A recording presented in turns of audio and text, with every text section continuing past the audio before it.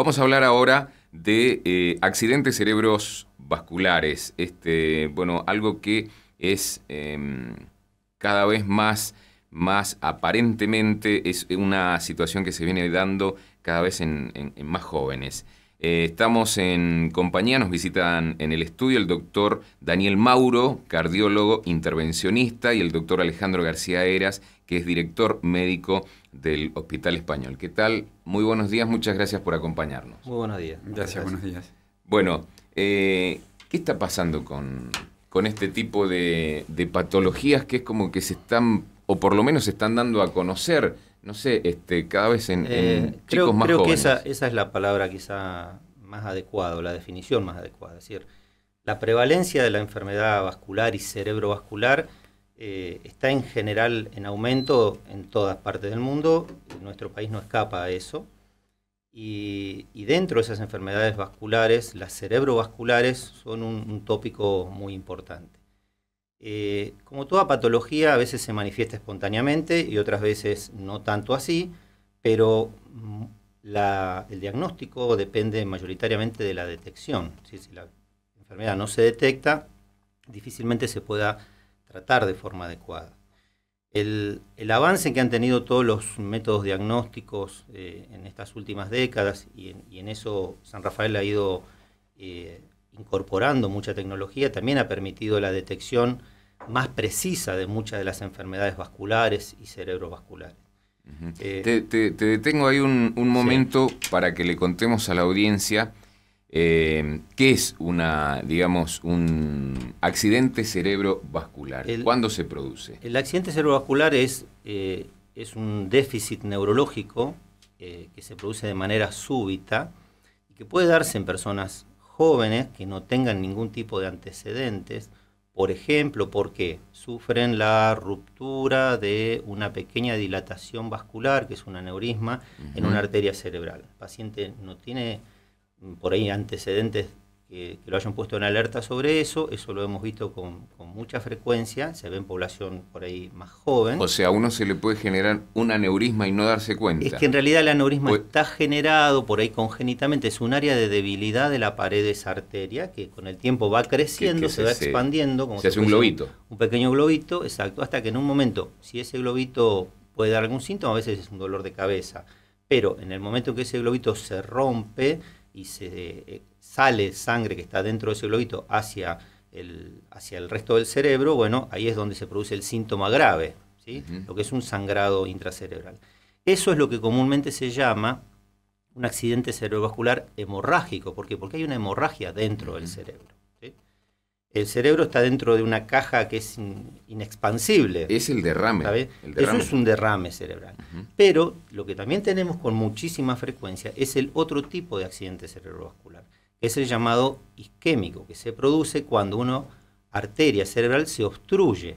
Y ahí sí, esa obstrucción súbita de la arteria cerebral también provoca un déficit neurológico inmediato. Claro, porque no circula, no irriga no irriga el cerebro. El cerebro es un órgano muy sensible a la falta de oxígeno. Si nosotros sufriéramos abruptamente la obstrucción de una pequeña arteria del muslo, posiblemente pase desapercibida. Claro. Pero si eso mismo ocurre en el cerebro, ¿sí?, o en el corazón se causa un infarto de miocardio. Bueno, si eso ocurre en el cerebro, causa un infarto cerebral. Y ese tipo de obstrucción abrupta de una arteria también es un accidente cerebrovascular, que se dan con, digamos, distintas frecuencias, un tipo de accidente cerebrovascular u otro. Entonces, ahí es muy importante el diagnóstico, no solo el diagnóstico médico de que hay un accidente cerebrovascular en ese paciente que súbitamente o pierde la conciencia o hace una convulsión o no puede mover parte de su cuerpo o no puede hablar o no puede responder adecuadamente a una pregunta simple. Porque es una cuestión que impacta en lo neuronal en forma directa. Exacto, en forma directa. Entonces, más allá del título genérico, acá hay un accidente cerebrovascular, tenemos que inmediatamente saber qué es lo que está pasando. ¿Y por qué inmediatamente? Porque el tiempo que tenemos para resolver algo en un cerebro que está afectado por falta de sangre o por una hemorragia, una cuenta regresiva, es muy breve. Exactamente. Eso es lo que en medicina se llama ventana de tiempo. La ventana, el espacio de tiempo que tengo para revertir esa situación es muy cortito. Entonces, necesito de un diagnóstico precoz. Entonces, acá es útil dar un mensaje. cualquier persona que vea en sí misma o en un familiar directo una pérdida abrupta del estado de conciencia, un estado confusional, imposibilidad para hablar correctamente, para responder una pregunta simple, para mover un brazo, o que esa persona perdió de golpe la visión en un ojo, todos estos son síntomas, ¿sí?, fácilmente reconocibles de un accidente cerebrovascular. Esa persona debe inmediatamente concurrir a un centro asistencial. ¿Para qué? Para ponerlo en contacto con el método diagnóstico de certeza, ¿sí?, que es a lo que yo me refería hace unos instantes. Afortunadamente, en San Rafael tenemos métodos diagnósticos de certeza, básicamente son tomografías o resonancias, ¿no? ¿Sí?, o resonancias por difusión, que hoy se cuentan con esa aparatología acá. Entonces uno puede en pocos minutos saber si el paciente con el accidente cerebrovascular es un accidente cerebrovascular por una isquemia, por una obstrucción de una arteria, o es por una causa hemorrágica, porque los tratamientos difieren diametralmente en un caso o en el otro. Claro. Ahí es muy importante entonces la vinculación con lo que llamamos el vascular team, es decir, un grupo de profesionales avesados en reconocer, diagnosticar y tratar esta patología, porque es una patología que toca al médico generalista que recibe al paciente o al médico que está en la terapia intensiva y le llega a ese enfermo, con el especialista que es el neurólogo o el neurocirujano. Bueno, les ha tocado en los últimos días atender casos, ¿no?, de este tipo. Sí, sí. Que se han tomado a tiempo. Afortunadamente sí, por esto que yo me refería, ¿no? O sea, un rápido accionar del especialista que identifica enseguida al paciente con el déficit neurológico y dice, acá hay que hacer un estudio de imagen inmediato. En este caso creo se hizo una resonancia por difusión en un equipo muy moderno que está acá disponible en San Rafael. Inmediatamente se supo que ese déficit que tenía este paciente, un paciente joven, se debía a una obstrucción vascular, entonces se le pudo hacer el tratamiento adecuado para resolver eso. Todo esto contrarreloj, como vos mencionabas, claro, con anterioridad. ¿Eso es, digamos, una situación que requiere cirugía en forma inmediata? No es una cirugía en estos casos. Lo que requiere, cuando identificamos que hay una obstrucción de la arteria, lo que eso requiere es ir a desobstruir esa arteria. Y eso se puede hacer básicamente de dos maneras: o administrando potentes medicamentos a través de un suero que se le inyecta en una vena al paciente, que tienden a tratar de disolver ese coágulo, o también se puede hacer de forma mecánica, es decir, acceder directamente a la arteria que está obstruida a través de la colocación dentro del paciente de pequeños tubitos plásticos que son catéteres, sí, más chiquitos aún son microcatéteres y más pequeños aún son unas microcuerdas con los que uno puede llegar hasta el sitio específico donde esa arteria cerebral está obstruida para ir a accionar mecánicamente en esa obstrucción, romper el trombo o extraerlo o disolverlo administrándole localmente una droga para disolver los coágulos. Ahora, la pregunta que surge y fundamentalmente cuando se trata de pacientes jóvenes, ¿por qué? ¿Por qué ocurren estos accidentes? Hay distintos tipos de cosas. Cuando uno ve un accidente cerebrovascular en un paciente joven, muchas veces es de una causa hemorrágica, porque ese paciente ha tenido por ahí un aneurisma subyacente que nunca se diagnosticó, hasta que ese aneurisma, sufrió la ruptura y se produjo. Cuando uno ve un accidente cerebrovascular en un paciente de edad mediana o más adulto aún, que ya tiene factores de riesgo, ¿a qué me refiero? A que tiene antecedentes de hipertensión, claro, de colesterol elevado, uno ahí tiene que sospechar que esa obstrucción, que ese accidente cerebrovascular, se produce por la obstrucción de una arteria. ¿A partir de qué? De un pequeño coágulo que se generó, no localmente, sino que se generó en otra parte, como puede ser una arteria del cuello, como puede ser en el propio corazón, y que viajó por el torrente circulatorio hasta que impactó en una arteria pequeña dentro del cerebro y produjo el déficit. Si la arteria que se tapa es grande, el déficit va a ser mayor. Si la arteria que se tapa es pequeña, el déficit va a ser menor. Pero el cerebro es muy sensible a estas cosas, entonces algún tipo de síntomas siempre se va a presentar. Bueno, y la pregunta también que surge es, ¿hay alguna forma de prevenir esto? ¿Hay cosas a tener en cuenta para evitar por allí? Sí, hay cosas a tener en cuenta. Cuando uno mira, la mitad de la población de edad promedio, 55, 60 años hacia arriba, el punto a tener en cuenta es el control de los factores de riesgo. Es decir, cualquier paciente que fume o que tenga diabetes o que tenga una forma de dislipemia con colesterol o triglicéridos elevados, que tenga una hipertensión no controlada, tiene que hacer algo respecto de esto. ¿Por qué? Porque la probabilidad de que ese paciente sufra en los próximos años algún evento vascular, ya sea cerebral, o ya sea cardíaco, o ya sea en las extremidades de las piernas, es muy alta. Entonces, sobre algunos factores de riesgo no podemos trabajar, porque el paciente tiene la edad que tiene, porque el paciente tiene factores hereditarios, genéticos, sobre eso no hay mucho que hacer. Pero sobre todos los demás factores sí hay mucho por hacer. Y ahí es un trabajo conjunto del paciente con el médico de cabecera, el cardiólogo, en muchas oportunidades, o el médico generalista que lo ve, decirle, bueno, usted puede tener su colesterol en un valor normal, usted puede tener una diabetes controlada con niveles de glucemia aceptables para lo que se espera, usted puede hacer un grado de actividad física, no tener una vida sedentaria, o sea, hay factores de riesgo que sí se pueden modificar. Entonces, en la medida en que se actúa sobre ellos, la probabilidad de tener un accidente cerebrovascular es infinitamente menor. Claro, lógico, se va achicando. Se va achicando. Y la otra cosa, perdón, sí, con esto redondeo la idea, es que en general el accidente cerebrovascular está precedido de algún tipo de síntomas. El accidente más grave en algún momento tuvo algún tipo de síntoma menor antes. Y ahí es muy importante que el paciente consulte precozmente, ¿sí? Porque si no nos encontramos con que la reiteración del evento es lo que finalmente lleva al daño mayor.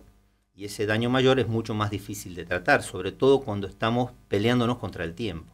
¿Sí? Seguro. Porque el espacio de tiempo es muy breve. Aprovechamos para consultarle al doctor García Heras, que es director médico del Hospital Español. ¿Se han incrementado las consultas de este tipo de patologías en los últimos tiempos? Bueno, el tema es lo que decía el doctor Mauro. Por ahí las consultas se trataban de esas patologías, antiguamente estoy hablando, y nadie sabía en concreto bien con qué estaba lidiando. Lo que pasa es que al colocarse el servicio que ellos tienen en el Hospital Español y ya empezar a trabajar, comenzaron a aparecer los casos que posiblemente, repito, hayan estado antes, claro, pero sin diagnóstico, sin el diagnóstico correcto, porque tampoco falta, o sea, también faltaban los elementos de los aparatos de radiología y diagnóstico por imágenes que hacen falta para diagnosticar esto. En el caso del Hospital Español, esta institución tiene todos los, digamos, la aparatología necesaria para la detección de este tipo de cuadros.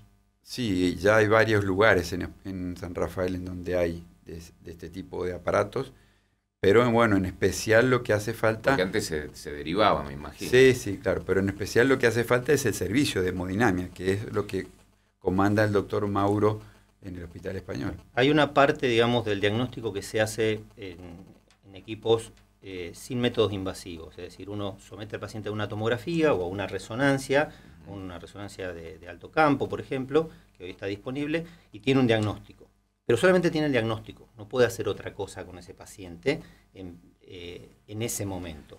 Lo que se necesita, por ejemplo, para tratar la ruptura de un aneurisma cerebral, es poder acceder en una sala especial de rayos, que es lo que se cuenta en el servicio de hemodinamia, y en este caso en el hospital está en el cuarto piso ubicado, y a través de un estudio que se hace en ese angiógrafo digital se identifica con certeza la arteria que está dañada, ya sea por un aneurisma, por ejemplo, y se puede técnicamente acceder por microcatéteres hasta ese sector que está comprometido para ir a resolver el daño que se ha provocado.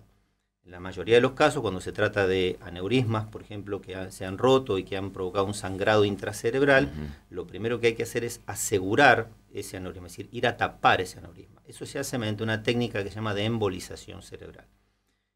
Nosotros disponemos en el servicio no solo de los profesionales, digamos, idóneos para poder hacer esto, sino de todo el material que se necesita para poder hacer esto. Es material de última tecnología que uno lo debe tener disponible en el momento, porque tenemos poco tiempo para resolverlo. Entonces, en estos últimos 2 años hemos tenido oportunidad de tratar más de 35 pacientes con rupturas de aneurismas cerebrales en el servicio. Eso lo hemos hecho gracias a un trabajo multidisciplinario de médicos del propio hospital, de la gente de terapia intensiva del Hospital Español y sobre todo de los neurocirujanos locales. un grupo de neurocirujanos acá en San Rafael que realmente trabajan muy bien, están muy comprometidos, y cuando enfrentamos pacientes con estas características, rupturas de aneurismas, por ejemplo, trabajamos en forma conjunta para rápidamente determinar si ese paciente puede ser candidato a un tratamiento endovascular, es decir, podemos llegar con un microcatéter a resolverle el aneurisma que sangró colocando lo que se llaman coils, que son unos dispositivos para tapar el aneurisma desde adentro sin abrir la cabeza del paciente, claro, o no, o la patología que este paciente tiene necesita de una microcirugía. Bueno, para cualquiera de las dos situaciones eso se puede resolver hoy localmente, no hace falta trasladar al paciente. Lo que hemos hecho en estos últimos 2 años es traer la solución acá, tener la aparatología necesaria, tener el equipamiento que nos permite identificar y tratar esto, y para los casos puntuales que hacen falta, también traer al profesional, ¿sí? Muchos de los procedimientos que lo hemos hecho con el doctor Ezequiel Furs, un neurocirujano de la ciudad de Mendoza, que se ha formado en la parte endovascular cerebral, y con él hemos hecho los tratamientos, por ejemplo, en la sala de hemodinamia, una vez que ya está hecho el diagnóstico de certeza. Entonces, el armar un grupo de trabajo es lo que permite, en estos casos tan complejos, dar una respuesta en el tiempo que se necesita. Sin duda que con los avances tecnológicos, esto debe incidir después en lo que tiene que ver con las secuelas que dejan normalmente este tipo de cuadros, en disminuir esas secuelas, porque bueno, a lo mejor, como usted decía, se puede tratar a tiempo de una mejor manera, todo, y eso influye después en las secuelas. Esto, en cuanto a este número que usted mencionaba, de haber atendido aproximadamente 35 pacientes en los últimos 2 años, se nota esta digamos, baja en las secuelas que van quedando en los pacientes. ¿Cómo son los tratamientos posteriores, que me imagino que son importantes para aquellos que fundamentalmente quedan con secuelas? En el caso de los pacientes que han sufrido una hemorragia cerebral, para darles una idea de la magnitud del problema, el 50% de los pacientes con una hemorragia cerebral se mueren sin diagnóstico. Es decir, se mueren en la casa, se mueren antes de llegar a un hospital. Claro. Porque la magnitud del sangrado es tal que es incompatible con la vida. ¿Sí? El otro 50% de pacientes que sí llegan a una sala de guardia y son internados en terapia intensiva, nosotros recibimos pacientes del Hospital Chestacó, recibimos pacientes de otras instituciones privadas de salud. ¿Por qué? Porque tenemos la posibilidad de hacer un diagnóstico de certeza cuando hay una hemorragia cerebral, por ejemplo. Y esos pacientes tuvieron la suerte, entre comillas, de que el sangrado se produjo, causó todo el síntoma, pero se detuvo. Entonces, eso nos da tiempo para hacer el diagnóstico y tiempo para ¿qué? Para ir a resolver eso que está sangrando dentro del cerebro, que en general son aneurismas o pequeñas malformaciones o ovillos vasculares que sangran.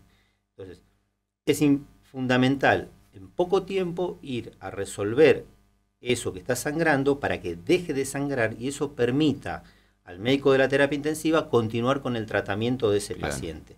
Porque el tratamiento de ese paciente implica darle medicación para que la presión no caiga demasiado, que implica darle remedios para evitar el espasmo de las arterias circundantes al sector del sangrado, que también provoca un daño adicional. Todo ese tratamiento no se puede hacer mientras el aneurisma no está asegurado. Lógico. Entonces, eso es lo que ha permitido limitar muchísimo las secuelas. Porque el resangrado, en el caso de un paciente que tuvo una hemorragia cerebral y vuelve a sangrar, si el primer sangrado no se llevó su vida, probablemente el segundo sangrado lo haga. Claro. Esa casi es la regla, digamos. Entonces, nosotros hemos visto con muchísima alegría pacientes recuperados de hemorragias cerebrales, de cuadros gravísimos, que están sin ninguna secuela. Pacientes que sin ninguna secuela. Sin ninguna secuela. Pacientes que les ha ocurrido esta desgracia, o sea, haciendo un deporte, jugando fútbol, por ejemplo. Y hoy uno los ve y están nuevamente jugando al fútbol. Y eso es un cambio sustancial, digamos, en cuanto a la calidad de vida que uno puede ofrecer en estas situaciones tan graves. Volviendo al número que poníamos como referencia de 35 casos en los últimos 2 años, ¿se ha incrementado la incidencia de los accidentes cerebrovasculares en jóvenes? No, yo no creo que se haya incrementado. ¿O qué edades tienen estos casos a los que usted hace referencia? Es variable. Es variable. Nosotros hemos tenido, recuerdo los primeros casos que tratamos, caso emblemático, era una paciente, era una turista, por ejemplo. La señora estaba paseando acá por San Rafael, una persona de Buenos Aires, y estando en el Valle Grande, súbitamente hace un cuadro neurológico, hace una convulsión, bueno, es traída por la familia, ingresa al hospital Chestakov, de ahí se hace la primera tomografía, se hace el diagnóstico de una hemorragia cerebral, se deriva a nuestro centro para el estudio, se hace la geografía diagnóstica, lo convocamos al neurocirujano de Mendoza, viene el doctor Furs, hacemos la embolización, todo esto es un espacio de pocas horas. Esa paciente, bueno, hoy por hoy está buscando propiedad para comprar acá en San Rafael, porque quiere venirse a ver acá. siguió ejerciendo la docencia durante 2 años. Nuevo. Exactamente, eso es lo que ella percibe. Está siempre muy, muy agradecida a la ciudad de San Rafael por la suerte que tuvo en aquel momento. Pero bueno, en otros casos, lamentablemente, hemos tenido pacientes que no tuvieron acceso a esto, o que el sangrado fue tal que no dio tiempo para poder contenerlo y tratarlo. Pero volviendo al tema de tu pregunta, la franja etaria es muy variable. En personas jóvenes sin ningún antecedente, cuando uno ve un accidente cerebrovascular tiene que sospechar algún fenómeno de sangrado o alguna malformación vascular, algo preexistente, algo que está desde el nacimiento del paciente, que en algún momento se manifiesta. Cuando son personas de más de 55 o 60 años y si tienen factores de riesgo, los que nombramos antes, bueno, hay que sospechar que ese accidente no es una hemorragia, sino que posiblemente sea por una isquemia, ¿sí? Por algo que se obstruyó e está interrumpiendo la circulación de sangre en un sector determinado del cerebro. Y ahí es muy importante el rápido accionar, porque el tiempo que tenemos para resolver eso es muy breve. Tanto así que esto, digamos, tomado conocimiento de todo esto, las autoridades de salud, hay varios proyectos en marcha de crear lo que se llama una unidad de stroke. El nombre del accidente cerebrovascular, el nombre que lo define en el mundo es el stroke. Crear una unidad de stroke sería armar un grupo de profesionales en una institución determinada, o en varias instituciones a la vez, pero con un grupo de profesionales calificados para esto, que aborden desde todos lados el diagnóstico precoz y el tratamiento inmediato del paciente con el accidente cerebrovascular. Este programa... O sea, trabajaría en métodos preventivos. No solo preventivos, sino de rápido accionar. Digamos, no solo de rápido accionar. Los métodos, la prevención hay que hacerla en el consultorio, en la consulta diaria, en campañas de difusión. ¿A partir de una determinada edad? Cualquier paciente que tenga, digamos, cefaleas intensas, por ejemplo, siendo joven, amerita ser estudiado, desde el punto de vista neurológico. Amerita ser estudiado. Cualquier paciente adulto con factores de riesgo es mandatorio que tenga un control de esos factores de riesgo. ¿Sí? ¿Para qué? Para evitar el daño mayor, para evitar el accidente cerebrovascular, ¿sí? Que es una causa muy frecuente de consulta y de internación. Si uno junta todos los pacientes con accidente cerebrovascular de causa hemorrágica o de causa isquémica, se asustaría de la cantidad de casos que encuentra. Hay muchísima patología. Y esto es lo que yo mencionaba, esto es lo que ha puesto en alerta, es decir, necesitamos, desde el punto de vista de infraestructura sanitaria, contar con unidades específicas para el tratamiento de esto. Así como se necesita de una unidad de terapia intensiva, se necesita de una unidad de cuidados intensivos coronarios, es decir, una unidad coronaria, se necesita de una unidad de stroke para el diagnóstico precoz, tratamiento de esta patología. Que después uno puede vincular eso con cómo hacemos para que el paciente que queda con algún tipo de secuela neurológica se rehabilite, se recupere más. Esa es otra etapa que viene después. Cuando la urgencia ya pasó, bueno, uno puede abocarse a que el paciente se rehabilite de la mejor manera, si le quedó algún déficit neurológico, para que pueda integrarse completamente a su vida social y laboral en el corto plazo. Seguro. En el tema de accidentes cerebrovasculares en jóvenes, ¿la incidencia en deportistas es importante? No, decir eso crearía un poco de susto. Mencionabas recién el caso de jugadores de fútbol jóvenes que ha habido casos. Sí, hemos tenido. Pero bueno, yo creo que es la excepción. No es que el deporte provoque este tipo de cosas, sino que una actividad física intensa puede a veces ser el desencadenante de la manifestación de un problema preexistente. Es decir, nadie que por hacer actividad física intensa va a tener una hemorragia cerebral. No, eso está lejos de ser así. Ahora, si una persona que tiene genéticamente determinado un aneurisma cerebral, que por ello tiene desde nacimiento, como mencionamos antes, pero que nunca le dio síntomas, hasta que en un determinado momento, frente a una actividad física muy intensa, se provoca un déficit, bueno, fue el ejercicio intenso un poco el desencadenante. Lo mismo pasa con el corazón. Sí, hay personas seguro. que no saben que tienen Seguro. una obstrucción coronaria porque no hacen ninguna actividad que se las manifieste. Hasta el momento que deciden jugar un picado de fútbol con unos amigos un fin de semana después de comer el asado, y ese día tiene dolor de pecho y ese día el paciente tiene un infarto. No es que el ejercicio le causó el infarto, sino que se puso de manifiesto una enfermedad, digamos, que estaba subyacente, y hasta esa oportunidad no había dado ningún síntoma.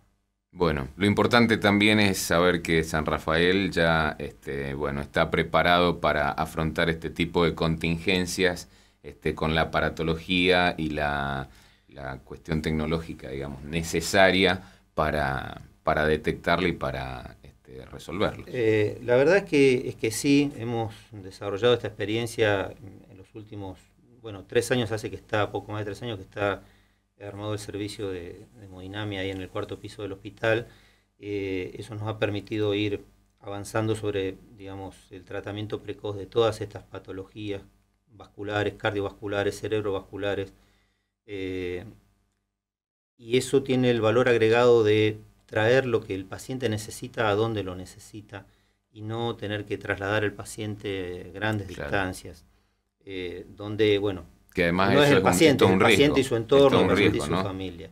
Sí, por supuesto, es todo un riesgo. Inclusive entonces, tengo entendido de que muchas veces ni siquiera pueden viajar por avión por una cuestión de la presión. Ajá, exactamente. La presión sanguínea. Poner a un paciente en un vuelo sanitario y el tiempo. Es una cuestión, sí, y el tiempo y lo que vos bien decías, o sea, la presurización, despresurización en un paciente que está con una hemorragia cerebral es otro problema adicional, digamos, al que uno no debiera de someterlo. Entonces, nosotros tenemos el compromiso, más allá de que, amamos lo que hacemos como médicos, tenemos el compromiso de tener presencia y de estar integrando esta comunidad, de la cual también somos parte, y a veces nos miramos lo que hacemos esto y decimos, ¿quién nos va a atender a nosotros cuando tengamos un problema? Sí, ¿Qué problema, ¿no? Por eso es importante que la formación médica continua, es importante que se extiendan las especialidades, es muy importante, esperemos que el año próximo se pueda comenzar un programa de residencias en cardiología, por ejemplo, aquí en San Rafael, cosa que hoy en día no se cuenta. ¿Para qué? Para tener cardiólogos jóvenes formándose, y esto es lo que hace al crecimiento y desarrollo de las especialidades. Yo acabo de llegar hoy a la madrugada de un congreso de 3 días en Buenos Aires, un congreso internacional de muy buen nivel, de la sociedad que en toda Latinoamérica nuclea a los servicios de cardiología intervencionista. Y se hablan de todos estos tópicos. La problemática del acceso inmediato del paciente para el tratamiento no es solo nuestra, es de todas las comunidades, pero no nos tenemos que olvidar que estamos en el interior del interior. Entonces, cuanto más podamos nosotros hacer localmente, el beneficio sin duda se va a extender hacia toda la comunidad. Bueno, quiero aprovechar antes de cerrar la charla de hablar con el doctor García Heras, que como decíamos es director médico del Hospital Español, de esto que los otros días llamó la atención, el parto de esta gente mapuche, al que se le respetaron, digamos, los códigos de esta comunidad y se les entregó la placenta, ¿no? Sí. Fue así. Digamos, ¿cómo fue yo eso? estuve con ustedes acá la semana pasada explicándoles que yo había recibido una carta de un cacique mapuche. Acá en San Rafael hay 2 comunidades mapuches que tengo entendido que están enfrentados entre ellos. Esta es una de las comunidades mapuches que no reclaman tierras, pero que ellos ven a la tierra como un todo o como de todos, y lo que pedían ellos era la entrega de la placenta, no descartarlo como un material patológico, ¿no? Sino que le entregáramos la placenta porque ellos tienen un ritual de enterrar la placenta y encima plantar un árbol, porque esa placenta para ellos es como si fuera un hermano del niño que nació. Entonces, que lo ha nutrido y le ha servido durante 9 meses mientras estaba en el vientre de su madre. Entonces, no desecharlo como un residuo patológico, sino aprovecharlo, devolverlo a la tierra y sobre el mismo plantar un árbol que después, a futuro, para ese niño sea un lugar de amparo, de sombra, de conexión con la tierra y todo. Me pareció muy interesante. Sí. Es una cuestión cultural y hasta religiosa de ellos. Y bueno, yo me propuse proteger ese derecho. Y bueno, nada, liberamos la placenta con todos los cuidados sanitarios que tiene que tener, o sea, va en una bolsa. Esa es una decisión, digamos, de la parte directiva del hospital, en este caso. Sí, yo me hago responsable absolutamente. Claro. No involucro la parte directiva del hospital. Claro, no, pero digo, no hay ninguna cuestión legal a la que haya que pedir autorización. No, en realidad, nada, por una cuestión de protocolos a lo mejor. No. Todos los residuos salud patológicos deben ir a una... es una empresa que se dedica a recoger todos los residuos patológicos, en este caso de San Rafael, los llevan a Mendoza y allá hacen la destrucción.